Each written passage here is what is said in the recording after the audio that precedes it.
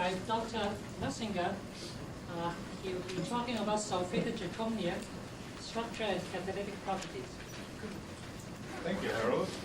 First of all, I would like to say how honored and pleased I am to be here today, and I thank the organizers very much that they invited me. The only thing that worries me is that I'm speaking at a retirement symposium. It's very hard for me to understand and to recognize that such an active and dynamic scientist is going to retire. And I very much hope and believe that you will be with us for a long time at conferences and that you will be around at your university so that we can share your wisdom and knowledge for the benefit of all of us, and particularly for the young generation of students. Well, I hardly need to introduce you to this class of catalysts, sulfated zirconias. This has been done very nicely in the previous talk and the discussion before. I have chosen this area actually since it is one area where we shared an interest over the last few years, and I will not talk about mechanisms at all, but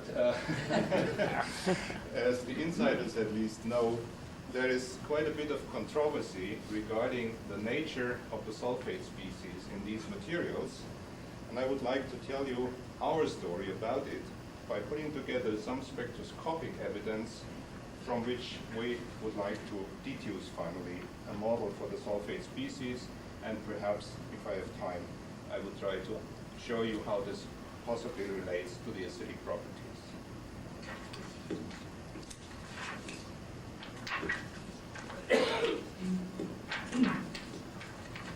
Let me very briefly indicate the materials that we have used. We have started out from mill product, which is a zirconium hydroxide. We give it different calcination treatments, and when we want to use a sulfated material, then the hydroxide is being treated with a sulfate precursor, typically ammonium sulfate, dried and calcined at various temperatures. I will concentrate in a moment on one material which has been pre-treated at 390 Kelvin and then calcined at around 870 Kelvin. When we use this precursor material and look into the thermoanalytical data, TGA and DTA, this is what we see for the unsulfated material. You lose some water in the low temperature regime. This is the crystallization of the material. And when it contains the sulfate, you clearly see that the crystallization is shifted to higher temperature. And then also you see at higher temperature, 650 Celsius and above, another weight loss and a broad endotherm, which is suggestive of the fact and proved by mass spectroscopy that at temperatures higher than 920 Kelvin, we lose SO2 during the calcination procedure. This suggests that we should stay with calcination temperatures below 920 Kelvin, let's say about 600 Kelvin, and it turns out that this is the optimal temperature of pretreatment calcination. The catalytic activity for M-butane isomerization typically has a maximum at about this calcination temperature. Also, several other properties of the material are changing at about this temperature. The surface area remains almost constant below and then decreases. The sulfate content is constant and corresponds to the nominal composition at lower calcination temperatures and then decreases as expected from the thermoanalytical data. The structure of the zirconia after this thermal treatment is tetragonal zirconia. This is the X-ray diffraction pattern at 870 Kelvin, and the only X-ray detectable form that is present is tetragonal. Only at higher temperatures we do see the formation of monoclinic. Now, let me concentrate on the question of the structure of the sulfate that is formed under those conditions. I will only concentrate on the dehydrated state, and I will present you data which we have obtained by Raman spectroscopy, Fourier transform infrared, proton NMR, and also, hopefully, if the time is sufficient, by phosphorus 31 NMR of actual probe molecules. This is a set of Raman spectra of the dehydrated material. And let us just concentrate on the 870 calcination temperature. We do see one band around 1400 wave numbers and a complex structure around 1000 wave numbers. This is the SO double bond stretch. And many of the structures that you see in the literature propose that one should have a dioxo species for the sulfate. Now, if you had a dioxo species, this should have a symmetric and an antisymmetric stretch, the symmetric being very strong in Raman, the antisymmetric weak, and vice versa in the infrared. Now, what we see is one band in the Raman, and if we look into the infrared, we see one band as well at the same frequency. So from that, we conclude that a dioxo species is impossible. There should only be one oxo group in the sulfate. In the low frequency regime, we do see a complex structure. This is the SO stretch in bridging bonds, as we believe, to the zirconia surface. And the width of the band and the structure which it contains probably signals that there are variously distorted species on the surface. Now, from this information, we may, at this point, propose structures where we have actually one oxo group only per sulfur, and we can perhaps think of a monomeric species which has 3 oxygen bridges to the surface, or also dimers which have only one oxo group per sulfur. If you count electrons here, then you would come up with the conclusion that the sulfur should be 5+ formally. When we look into the XPS, we find an emission at 169 electron volts, which clearly suggests that the sulfur should be 6+. And this is only an apparent discrepancy, I believe, because when you look into the frequencies of SO stretching vibrations, you will find that a band position at around 1000 wave numbers, where we see the low frequency component, should be a species which has certain double bond character. Now, if we take that into account, then we can also account for the fact that the sulfur should be 6+. Now, the infrared spectroscopy is interesting in addition to the sulfate region in the OH stretching region. I'm showing you here a spectrum of the unsulfated material, which admittedly is not tetragonal, it is a monoclinic. But what we see is relatively high frequency hydroxyl groups on the pure zirconia, unsulfated. As soon as we sulfide this material, these high frequency components entirely disappear, and a new band is formed at 3,640 wave numbers approximately, which is a regime where we would expect OH stretching vibrations of bridging hydroxyls. So the conclusion from this would be that in the presence of sulfate, the original zirconium hydroxyls have disappeared, and we create a new hydroxyl which should be related to the presence of the sulfate, most probably bonded. Proton NMR is entirely consistent with this conclusion. Here at the bottom, you see the NMR spectrum of sulfate-free zirconia. We see 2 components at relatively low chemical shifts. And when we look at the sulfated material, these contributions have entirely disappeared, and we see a new band at higher chemical shift, consistent with the infrared results qualitatively. Now what we have then done is to try model structures. What you see here is a model structure of the 101 surface, where we tried to place the sulfate species in such a way that we have reasonable bond distances and angles.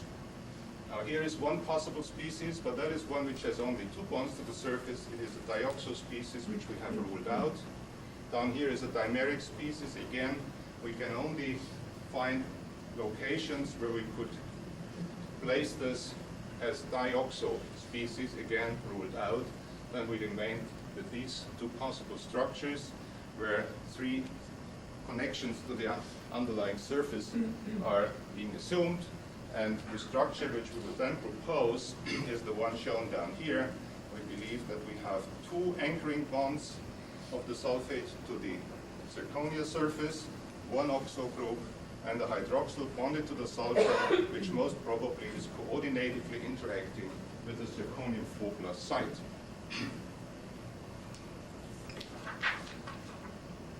Now, as you can imagine, if this interaction is actually occurring, then we should probably have a hydroxyl which has significantly high proton acidity. And that leads me to the question of the acid properties of these materials. We have looked into that by using carbon monoxide and infrared spectroscopy as a probe for Lewis and Brønsted acidity, and we have used trimethylphosphane and phosphorus 31 NMR as an alternative. Now, as I had shown you before, on this slide, we see the sulfate. When we adsorb at liquid nitrogen temperature a small amount of carbon monoxide, we find a carbonyl band at 2,200 wave numbers, which is significantly higher than the gas phase frequency by about 60 wave numbers, suggesting that we have a coordination bond formed to most probably zirconium 4+ polynatively unsaturated sites, Lewis acid sites. Simultaneously, what one sees is a slight shift of the sulfate band to lower wave numbers, and here you see the different spectra. Clearly the high frequency component of this sulfate band is disappearing and shifted to lower wave numbers. So this suggests then that there are Lewis acid sites, and it also suggests that these Lewis acid sites should be located in close proximity to the sulfate. And there might be inductive communication between the Lewis site and the sulfate.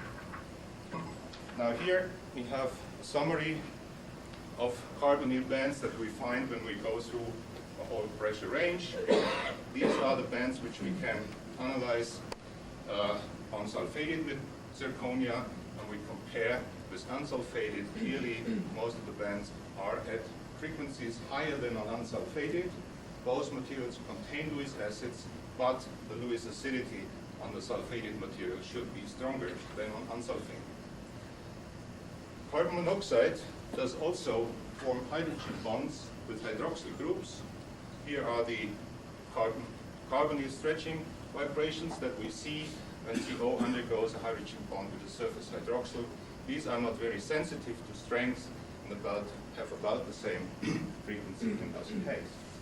However, the interaction of CO with the hydroxyls affects very strongly the OH stretching vibration, and the OH stretching frequency shift has been considered in many examples as a measure of relative acidity. So I've summarized for you here the results that we see for unsulfated material. This is the original OH. These are the OH stretching vibrations that we see in interaction with carbon monoxide as a probe. So the high frequency component is too basic to form hydrogen bonds with carbon monoxide. Low frequency component shifts by about 60 wave numbers, which is very, very small shift. It is much smaller than on silica, for example. On the other hand, the sulfated material has only this one band in the OH stretch, and this shifts down to 3,480 and 3420, there are two components visible, which corresponds to frequency shifts of 160 and 220 wave numbers.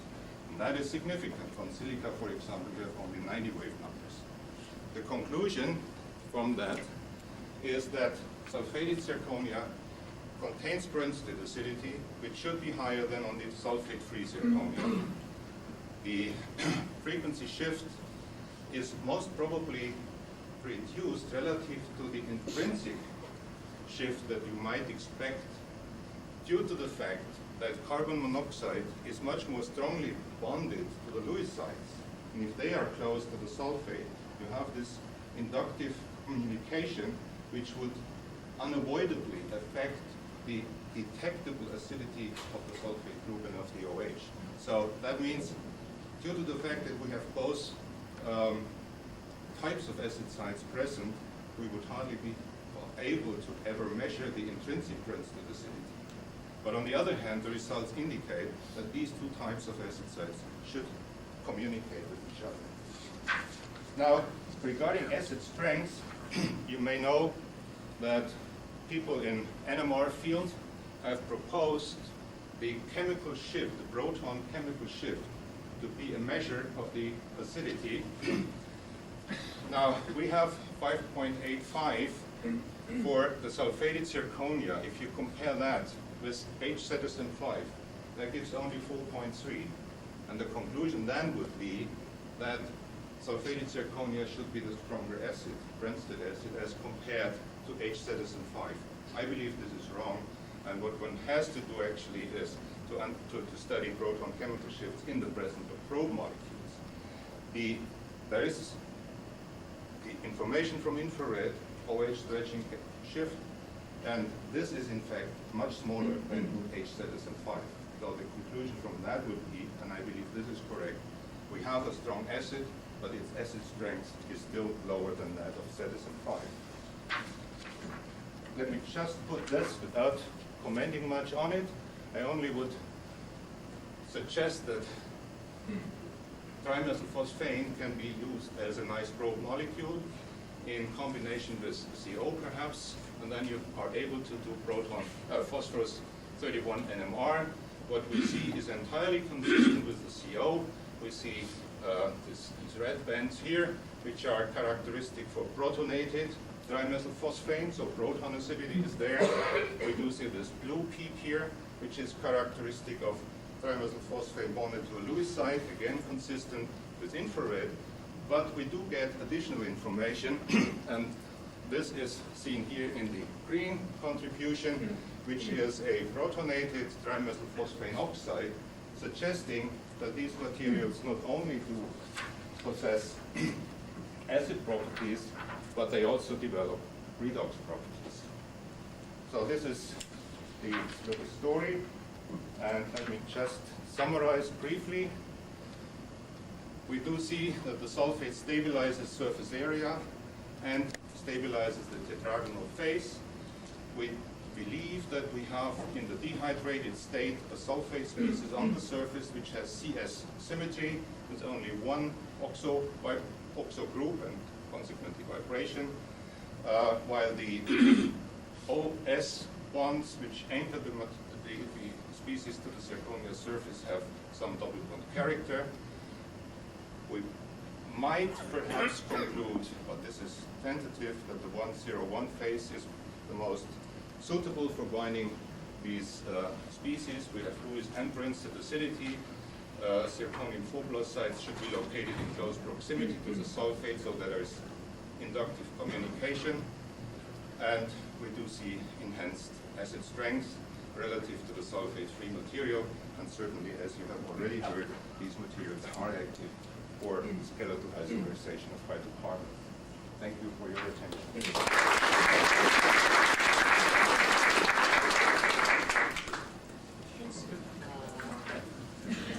Helmut raised his hand first. This idea of communication between the Brønsted and Lewis acid sites is actually confirmed by nitrogen photoelectron spectroscopic method of pyridinium and then pyridine bonded to the Lewis sites. and it's different for sulfated zirconia and for the unsulfated. In fact, pyridine absorption does not pick up protons from unsulfated zirconia, only from the sulfated zirconia from a small fraction of those sites, about 12 to 17%. It can be done quantitatively. But this communication, even though the Lewis sites are in most applications, I believe, unimportant, it's a categorical statement. Is that your communication based on the CO experiments and the phosphine experiments leading to strengthening or weakening of the Lewis sites? Because if you invoke an inductive effect, wouldn't you expect that the Lewis sites actually are going to be a little weaker than on the unsulfated zirconia? Okay, I'm not sure I can Based on the mechanism that you have shown, Yep. yes, the sulfated zirconia is in those cases when there's a proton attached to the sulfate group, a bridging oxygen, that would certainly block the Lewis site zirconium next to it. But then there's a next neighbor. And so my question is, what is happening to that next neighbor yet unoccupied, which remains to be a Lewis site, is subject to the inductive effect that's going to be strengthened or weakened? Okay, I don't think I can answer your question. Because we really do not know which type of Lewis site that is and where exactly it should be located. But The only thing that we see is there is Lewis acidity and there is Brønsted acidity, and on the sulfated zirconia, I'm not comparing in this respect unsulfated and sulfated, but we see both types, and if they are there in the presence of sulfate, they communicate. But most of you know a lot of time has been spent in trying to decide if sulfated zirconia is stronger than the others or not. But very few papers address the issue about the acid site density. In this catalyst, we put like 4% sulfate. It's about 5 But there is some evidence in the literature that the sites actually doing the catalysis are very minor amounts. Is it possible that what we are characterizing has nothing to do with catalysis? Now, one more question. From my days in Mobile, I learned something from Bernard Hack. And he told me, before you do characterization, you have to know what you are characterizing. Now, one way to do that, I want to give you an answer because you have no question. It is possible to do poisoning studies in this catalyst to determine the number of sites doing the catalysis. Then when we do the characterization, we will know what is what we are looking for. Okay, I mean, on your first point, I think we can have a total symposium of a couple of days. I certainly agree that we have also to make sure, always to make sure when we do the characterization that what we see has to be in analysis. I didn't make any correlations, as you may have seen. I discussed the structure, and I tried to explain that this could possibly indicate the presence of these sites, and probably stronger sites than on unsulfated zirconia. Regarding the poisoning, I think it should be possible, in principle, to do poisoning experiments, for example, with pyridine, which is sitting on the surface relatively tightly, and so you could do what has been done in the past with other materials, just kill the catalyst by pyridine adsorption, and then slowly rising desorption temperature so as to liberate the sites again, and test, for example, this isomerization, which works at very low temperature. As far as I know, this has never been done, but it's certainly a worthwhile experiment. I think it's marvelous that all the views and all the new data are converging towards a consensus on most areas. I think nobody anymore believes in super acidity. These are strongly acid sites, but they are certainly not stronger than the acid sites in zeolites. There is only one point where I still see there is an open question. Your infrared data show that the acid proton is attached to the bridging oxygen. clear fields data seem to show that the acid proton is attached to the oxygen, which is only bonded to the sulfur. You make the proviso, however, that you did these particular studies with the monoclinic form of the zirconium oxide, if I got that well. No, what I said is our comparison material was, unfortunately, the monoclinic. So the unsulfated material in our case was the monoclinic because we wanted to compare with the material which had been calcined at the same temperature. But unfortunately, and this goes to the monoclinic. What we should do is to compare directly with the pure tetragonal phase, unsulfated. But as far as I know from the literature, also there, the OH dredging frequencies of the unsulfated material are much higher in frequency than what we see in the sulfated case. I see. I see. And for the sulfated case, which you say these OH frequencies are in the region which are typical for the bridging oxygen. Yes. So that is really a different evidence than clear fields. Yeah. I think, if I remember right, Clearfield had not really any spectroscopic evidence for his model. And I talked about this subject a few days ago, last week, in College Station, and I had a long discussion with him. He seemed to be happy with our model. We have time for only one more question.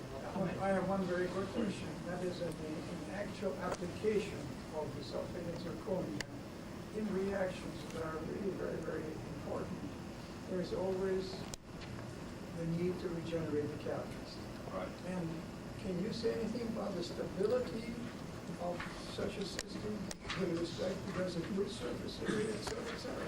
I can show you briefly an example.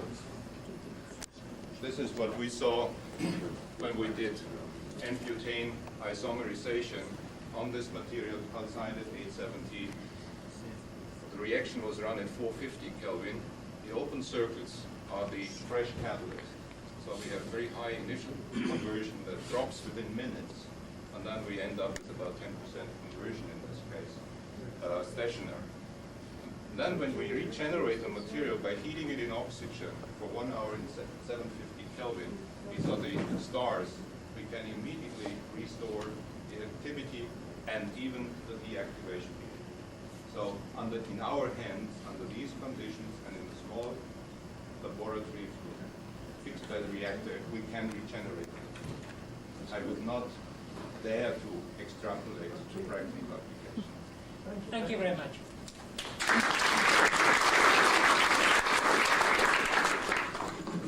The next paper will be by Dr. Stern, Mechanistic Aspects of Nickel Cobalt Molecules for Propane Oxidehydrogenation. I'll tell you, it's a very special honor to be here at Wolfgang's symposium.